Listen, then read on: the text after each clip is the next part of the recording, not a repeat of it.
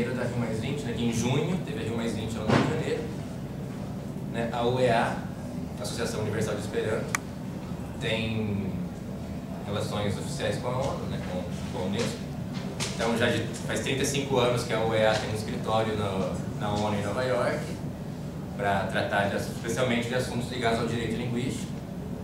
E daí a UEA sempre é convidada para eventos da ONU, né? E para Rio+20 não é diferente. Então a gente teve o direito de levar uma delegação e membros aqui do Brasil foram selecionados, né, para integrar essa delegação. E aí foram a Úrsula e o Giuseppe Grattapaglia, que já tem experiência da Rio 92, um monte de pessoas daqui mesmo, né, de outros lugares. E aí fomos eu e o Álvaro também, né, nós dois aqui. E antes disso teve o Youth Blast, que foi o primeiro evento, o encontro de jovens da ONU, né, que foi organizado pelo Grupo de Interesse da ONU para a Infância e Juventude, com o objetivo de conversar com os jovens sobre o que a juventude esperava da Rio+20, quais são as nossas reivindicações. Então, primeiro teve 2 dias de Youth Blast, que foi o Youth Blast Brasil, organizado pelo Conjuve, só para os jovens brasileiros, com o objetivo de produzir um documento para o governo brasileiro sobre qual é a posição dos jovens brasileiros sobre sustentabilidade, sobre a Rio+20 e tudo mais. Então nós atuamos lá, né, no Youth Blast Brasil, aqui, né, uma das primeiras plenárias, o Álvaro e o Alan, que é um outro ativista da BEI, faz um bom trabalho lá, ajudou muita gente. Aí aqui é uma roda sobre povos tradicionais, né, então foram divididos em vários grupos temáticos. O Álvaro nos representou nesse grupo de povos tradicionais, né, que estava discutindo a questão do que as comunidades quilombolas, os índios, etc., reivindicam, né, os jovens dessas comunidades. E aí o Álvaro entrou nesse grupo para discutir com eles a questão, né, por exemplo, das línguas indígenas que estão desaparecendo, das políticas públicas com relação à preservação de línguas de grupos minoritários. E, no fim, conseguiu inserir algumas coisas no documento com relação a algumas menções à questão linguística nisso, né, de respeitar línguas de grupos indígenas e tudo mais. Eu e o Alan fomos para o grupo de comunicação, né, que estava mais interessado em discutir sobre mídias, e a gente foi muito malhado lá, que um monte de brasileiros falaram, mas a língua internacional é o inglês serve para tudo, não há necessidade do Esperanto, ou falando que Esperanto é utopia, muita resistência ao Esperanto. E a gente imaginava não esquecer algo desse tipo no Youth Blast Brasil, né? Mas depois naquela época eu falei para o Alan, olha, quando vier o internacional, o caos linguístico vai se instaurar aqui e a gente vai tirar proveito disso a nosso favor, e não deu outra. Né? Aqui é no final do Youth Blast Brasil, a foto oficial, né? Você viu que tinha muitos jovens aqui. Eu e o Alan estamos aqui no canto, eu e o Alan, né, aqui mais no cantinho. E daí veio então o Youth Blast Internacional. Entre um e outro, no dia 9 de junho, a gente aproveitou para ir no Rio Centro pegar os crachás, eu e o Álvaro. Porque depois a gente está até o dia 12 no Youth Blast. No dia 13, logo de manhã, o primeiro evento, no primeiro horário assim, da Rio+20, já seria uma palestra da UEA, lá dentro da Rio+20, no Rio Centro, abrindo o programa. Né? Daí aqui é a cerimônia de abertura do Youth Blast Internacional, aqui no meio vocês podem ver, né, de terno preto, o ministro, né, que é Gilberto Carvalho, que é o chefe do gabinete da Presidência da República, e então aqui também, né, representantes do Conjuve e de outras organizações. Aliás, perdão, isso aqui é o encerramento do Youth Blast Brasil, né, não é a abertura do Youth Blast Internacional, eu me confundi aqui. Né, são só brasileiros aqui, inclusive. E aí depois nós tivemos, né, o Youth Blast Internacional. Eu conversei com o ministro Gilberto Carvalho, entreguei para ele aquela brochura Descubra o Esperanto, né, enfim. Depois também, no dia seguinte, teve a Marina Silva lá, também conversei com ela. Inclusive foi interessante porque teve um concurso chamado Encontro com a História, para eleger um jovem que iria discursar na abertura da Conferência dos Chefes de Estado na Rio+20. E eu fui um dos finalistas desse concurso, e a Marina foi uma das juradas da fase final do concurso.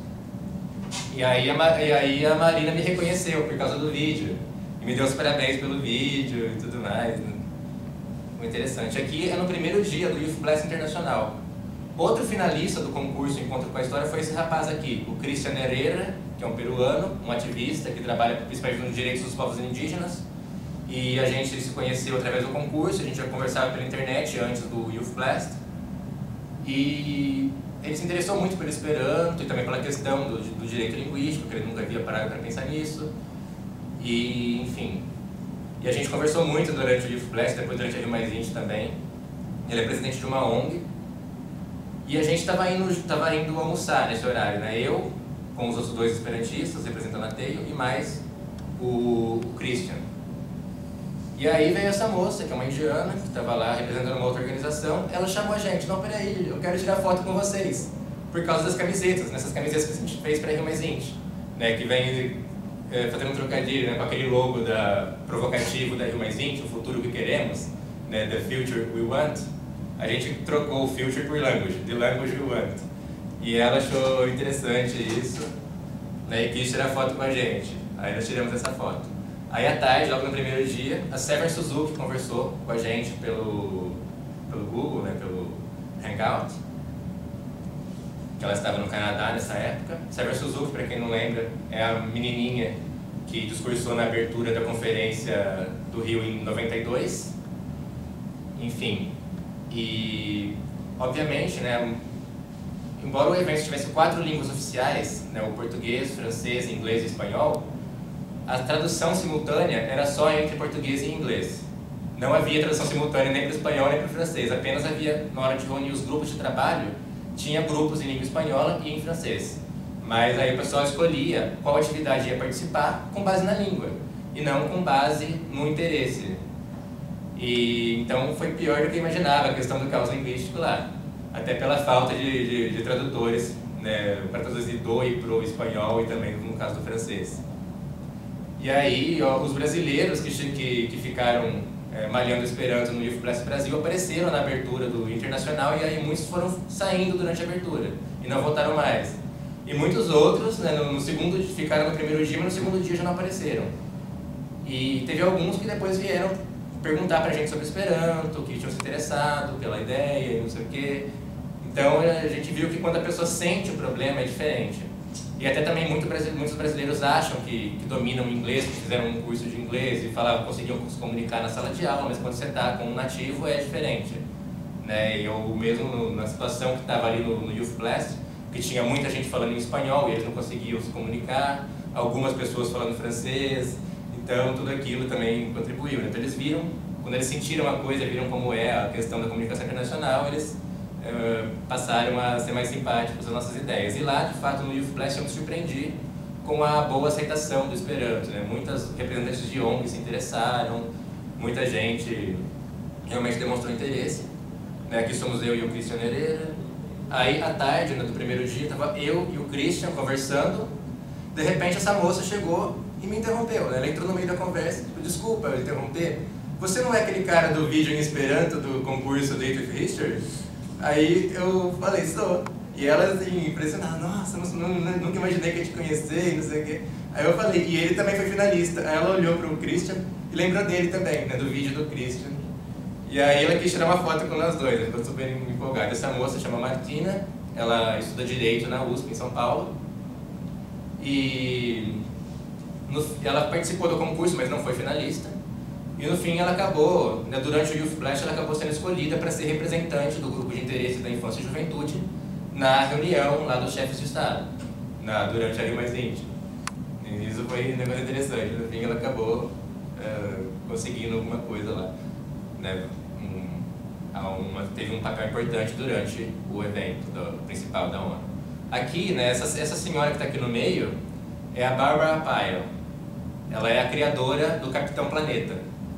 E aí, nós estávamos lá, uma moça me contou, ela é criadora do Capitão Planeta. Aí fomos lá, eu e o Alan e mais 2 peruanos aqui, né, o Christian Herrera, que estava com a gente, e a Ibada, que é outra peruana, que a gente conheceu lá através do Christian.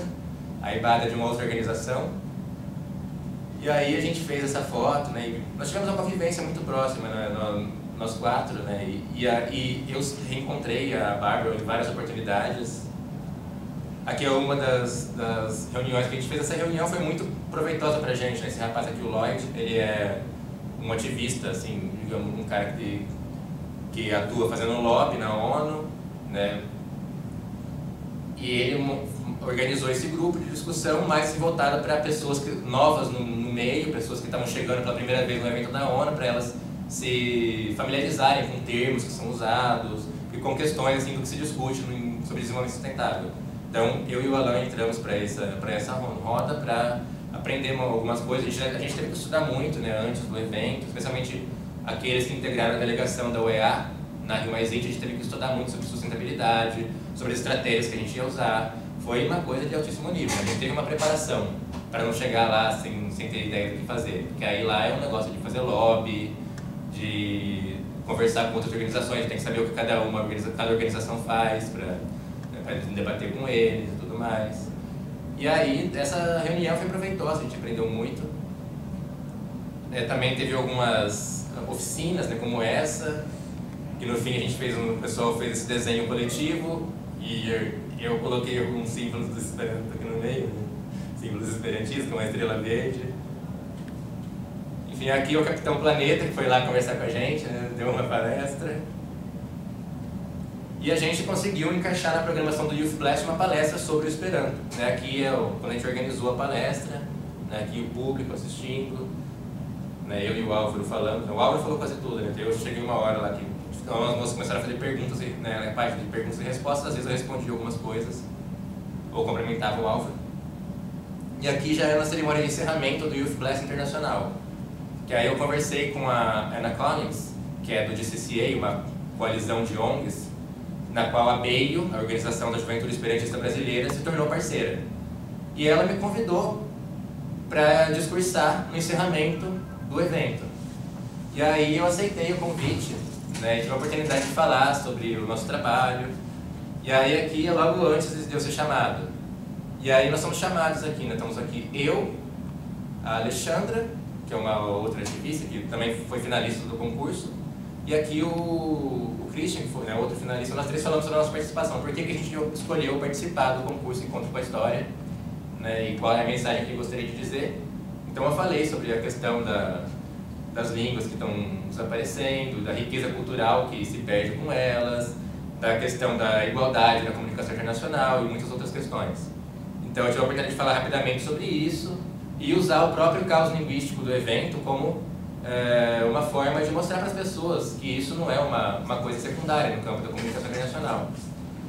E o discurso foi bem recebido, e logo depois desse discurso, a gente ia voltar de táxi, porque nós estávamos com alguns equipamentos, algumas coisas, e aí a gente estava esperando, porque muita gente foi embora antes e não tinha táxi no ponto, a gente teve que aguardar o táxi chegar. E nisso eu comecei a conversar com uma mulher que estava lá esperando o táxi com a gente, no fim a gente dividiu o táxi com ela, e ela é uma mulher suíça, nativa em uma língua minoritária, que está desaparecendo. Aí ela falou que ela tinha gostado do meu discurso, que ela se identificou com aquilo, e ela me contou que ela é nativa em Romanche, uma língua das montanhas, né? E hoje com a migração, o povo indo das montanhas para a cidade, na cidade se falam outras línguas, a língua está desaparecendo. Aí aqui é no dia 13 de janeiro, logo de manhã, né, o primeiro evento da Rio+20, que foi uma palestra da UEA, em parceria com algumas outras organizações, chamada Soluções Sustentáveis para o Século XXI. Aqui vocês podem ver a Úrsula Gratapalha, que coordena a Fazenda Escola Onde Espera, um projeto social mantido por esperantistas no Brasil. E a Úrsula tem experiência na ONU, foi tradutora na ONU, e falou sobre a questão da língua, que ela, como tradutora profissional, conhece muito bem o tema, e também ela participou da Rio 92. A Renata Ventura, uma ativista jovem da BEIO, que também falou sobre Esperanto, uma palestra interessante. E o Francisco Westner, que é um ativista de muito tempo no meio esperantista, e que falou sobre direito linguístico, e também sobre Esperanto no final, né?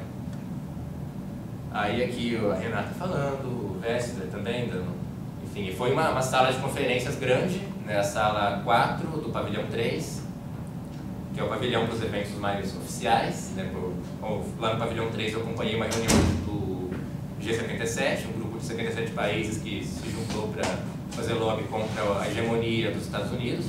Inclusive a reunião que eu acompanhei, né, eu não podia falar, eu estava lá como observador, mas a reunião que eu acompanhei foi interessante porque o tema da reunião foi justamente a questão da língua, né, que eles fazem as reuniões em inglês, eles estão discutindo isso, a gente deveria pensar numa outra língua para a gente usar para contrapor a hegemonia do inglês. E obviamente eles não chegaram num consenso, porque nenhum país vai aceitar a língua do outro, né, e nenhum lá tem uma hegemonia grande para impor alguma coisa.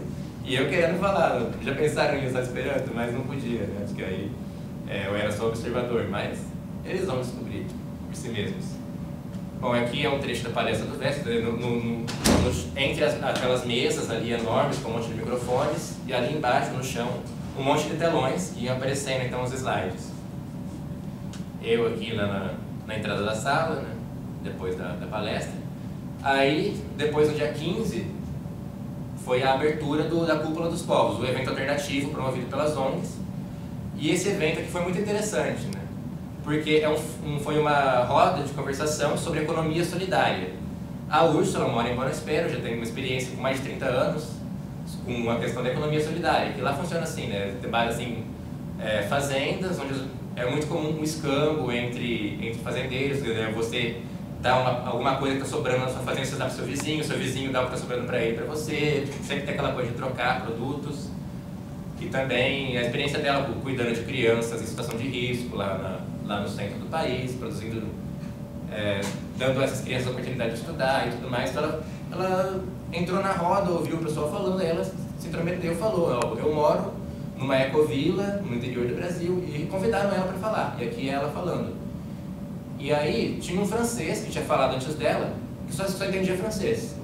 E esse homem aqui é malaio, ele domina inglês e francês. O que acontecia? Ele traduzia do francês para o inglês, né, o que o homem falava, e essa senhora guatemalteca que morou nos Estados Unidos traduzia do inglês para o espanhol. E a maioria das pessoas na roda eram de países de língua espanhola, aqui de vários países do continente americano. E aí, né, a Úrsula, que é tradutora, ela depois comentou com a gente de noite, né, que o homem falava um tempão em francês. Aí o outro condensava o que ele tinha falado em francês e falava em inglês. E aí essa moça meio que também condensava o que ele tinha falado em inglês e falava em castelhano, uma versão bem resumida. 40% do que o cara falava em francês chegava até o espanhol, o resto se perdia ali no caminho, né? E foi uma roda interessante, né? Para que fica evidente essa questão da dificuldade de comunicação, né? Outra foto da roda, deles lá conversando, né? Sempre nesse esquema, né? Então tinha que sempre traduzir para uma língua e depois para outra, né? E um monte de perdas nessa tradução. Aí aqui também nós tivemos uma tenda lá na Cúpula dos Povos para mostrar o Esperanto para as pessoas. Então aqui o pessoal, né, trabalhando lá logo no primeiro dia. Então passavam pessoas, se interessavam, iam lá perguntar, iam ver, aí tinha livros em Esperanto, CDs, para mostrar para as pessoas, né? A gente distribuía cartõezinhos da Rádio Mosaico, que foi uma coisa que chamou muita atenção, quando o pessoal falava, tem rádio internacional em Esperanto, a gente falava que a rádio está em mais de 20 países, em pelo menos 3 continentes, agora logo vamos ter 4 continentes também, porque tem um grupo de africanos que em breve vai começar a registrar para Mosaico. Enfim, tudo isso é bem interessante, né? O pessoal se surpreendeu com certas coisas. E o problema é que, no fim, a Cúpula dos Povos se mostrou um evento que as pessoas, como se fosse uma feira. As pessoas iam passando, só queriam dar uma olhada no que se tratava e ir embora. Então as palestras que estavam agendadas a gente não conseguiu fazer. Tem um senador francês, o senador Joël Labbé, que é do VATUM, né, a Aliança Mundial para Transformar as Nações Unidas, que ele estava junto com a gente lá na Rio, no Mais 20, ele queria ir para dar uma palestra na tenda do Esperanto, uma palestra sobre o papel do Esperanto na renovação da ONU, né, de acordo com o que o VATUM aponta, né. O VATUM quer que uma das mudanças na ONU tem que ser a introdução do Esperanto como língua de trabalho. E aí, a gente, no fim, a gente ia agendar com ele uma data para ele ir lá fazer isso, mas no fim, como a gente viu que ninguém estava indo lá para assistir palestra, era só as pessoas passando como se fosse uma feira para ter informação e ir embora, a gente não conseguiu realizar essa palestra com ele. Mas ele foi um dia na cúpula visitar, conhecer, e tirou foto lá com os esperantistas, né, prestigiou a nossa atuação lá na cúpula. Essa mulher aqui que apareceu lá no estande do Esperanto, né, eu coloquei essa foto aqui porque é um negócio muito interessante. Ela é descendente de indígenas e ela foi criada pelo avô, que era índio, e o avô falava com ela na língua nativa dele, que ela nunca soube qual era. E ela fala, então, uma língua indígena, mas ela não sabia qual língua era. E aí o Álvaro deu as dicas para ela, onde ela poderia ir para conseguir tentar que alguém descobrisse, com ela falando na língua, se alguém descobrisse para ela que língua era, que ela tinha vontade de saber, né? Até pela própria história da família, que ela não sabia muitos dados sobre a história do avô, nem nada, né? Só lembrava da língua, que ela é nativa nessa língua. Então são coisas que acontecem, né? Que a gente vai presenciando nesses eventos. Aqui a divulgação do Esperanto aqui numa outra banca, uma tenda maior que foi disponibilizada para a gente para um outro dia, que ia ser um evento mais ia ser supostamente uma palestra aqui, mas a gente viu que não tinha como organizar palestra, que o povo passava aqui, só vinha olhar o que era e já ia embora, então não tinha como fazer uma palestra, tinha que ser uma abordagem mais assim, pessoal, mesmo de conversar com a pessoa, ver o que ela procurava e procurar responder aos questionamentos dela. Aqui você vê algumas pessoas se interessaram, quem se interessava mais, a gente entregava a brochura Descubra o Esperanto para a pessoa ler, né? Algumas pessoas ficavam conversando ali em roda. Aí chegou esse rapaz aqui, que aprendeu Esperanto pela internet, fala Esperanto muito bem, mas nunca tinha conversado com alguém em Esperanto, pessoalmente. E ele viu lá uma barraca sobre Esperanto e foi lá. Eu queria saber o que era aquilo, aí ele ficou sabendo que existe um movimento esperantista, que existem congressos de Esperanto e tudo mais, ele se interessou por isso, né? E aí a gente tirou uma foto dele ali, que ele mesmo pediu para que a gente guardasse uma foto dele ali com a gente, né, de um esperantista que chegou daqui, um cara que aprendeu Esperanto na internet, mas que nunca tinha conhecido pessoalmente alguém através do Esperanto. Aí aqui já foi no dia 17, né, os organizadores do concurso Encontro com a História me contactaram por e-mail que eles queriam agendar uma reunião minha com a Brittany, essa moça que está aqui do meu lado. A Brittany, quem acompanhou aí o Mais Íntimo sabe que ela é a moça que discursou na abertura da Conferência dos Chefes de Estado. Então, a Brittany ganhou o concurso com um discurso que ela preparou, né, todo em inglês, do começo ao fim. E eles queriam, então, me colocar para conversar com ela, né, que é neozelandesa, para que eu falasse para ela sobre as minhas ideias, sobre o que eu defendo em relação à sustentabilidade, a gente trocar nossas ideias, nossas impressões sobre isso, né? E ela estava então naquela época com a assessoria de outras pessoas do GCA, organizando então o discurso final, né? O discurso que ela iria falar na abertura da ONU, na abertura da Conferência dos Chefes de Estado, no dia 20. E aí a gente conversou muito e ela já chegou me perguntando sobre Esperanto. Que ela falou que ela já tinha ouvido falar muito de Esperanto lá no país dela, que até alguns amigos dela de escola tinham estudado Esperanto, no clube de Esperanto lá de Wellington, a cidade onde ela mora. E aí eu comecei a ver a questão do direito linguístico, da comunicação internacional, falei um pouco sobre o trabalho da OEA, sobre a importância cultural da diversidade linguística, e também a gente conversou sobre outros temas também, né? Outros temas assim, ligados à sustentabilidade, não ficamos só nisso. E aqui a Rithambra, que é uma funcionária da organização, que estava lá sempre, onde a Brittany ia, a Rithambra estava atrás com a câmera para registrar e depois ficar pondo na internet, né? Esse rapaz, o Diego Lobo, que é daqui do Brasil, é também de uma ONG, que faz parte da coalizão de CCA, estava lá dando suporte para esse encontro nosso. Depois ele me entrevistou para saber o que eu tinha, como eu avaliava esse encontro com a Brittany. Né, nós tiramos foto, né, fizemos também uma produção de algum material assim, para divulgação não só do Take of History, mas também divulgação mesmo da campanha Take, Take, Take. E aí, né, eu e a Brittany aqui. Depois também teve o Fórum Mundial de Mídia Livre lá na UFRJ. E eu fui nesse fórum dar uma palestra sobre a Mosaico. Aí são duas pessoas que se interessaram pelo projeto, que estavam lá, eu tirei foto com eles só para guardar uma lembrança da primeira participação da Mosaico em um fórum de mídia livre. A Mosaico, né, sendo uma rádio, Esperanto é uma rádio independente, feita por voluntários, não temos rabo preso com nenhum órgão de mídia, né, e então a Mosaico se encaixa bem na questão do fórum de mídia livre. Aliás, eu também fui entrevistado por um periódico da internet, né, por um jornal virtual que trata do tema de comunicação livre. Enfim, e aqui foi no Rio Centro, no dia 18, um evento com a juventude, um evento sobre a atuação de jovens no campo da sustentabilidade, né, organizações de jovens, como o que a juventude espera do futuro e como a juventude vem atuando. E me convidaram, né, eu recebi um convite para esse evento, para discursar nesse evento. E aí, né, no caso, eu tinha que refazer, né, fazer ao vivo o discurso que eu fiz para o concurso Native History. E me sugeriram fazer o discurso em Esperanto, porque o meu discurso foi em Esperanto. Na verdade, o discurso começou em inglês, é só para me apresentar e apresentar a questão, né, apresentar o problema, né, olha, é melhor usar uma língua neutra para comunicação internacional, então eu vou começar dando um exemplo e começo a falar em Esperanto.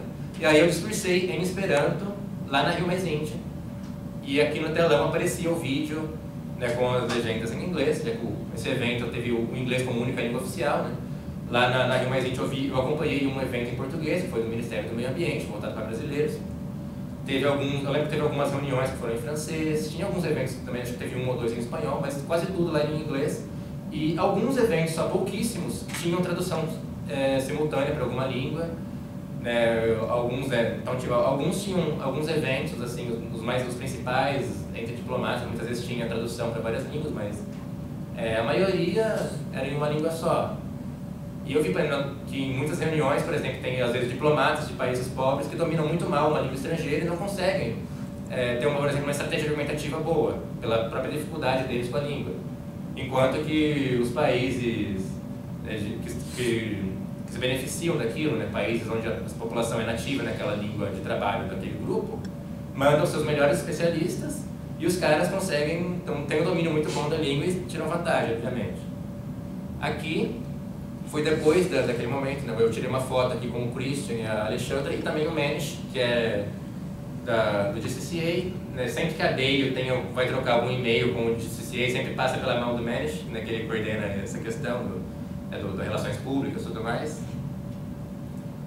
E aí, no dia seguinte, né, no dia 19, eu fui com a Úrsula e o Giuseppe, acho que foi no dia 20, isso não lembro, visitar os pavilhões ali do lado, né, no Parque dos Atletas. Então tem o pavilhão do Brasil aqui, tinha pavilhões de vários países, a gente foi indo nos pavilhões entregando informativos sobre o movimento esperantista, sobre a nossa atuação.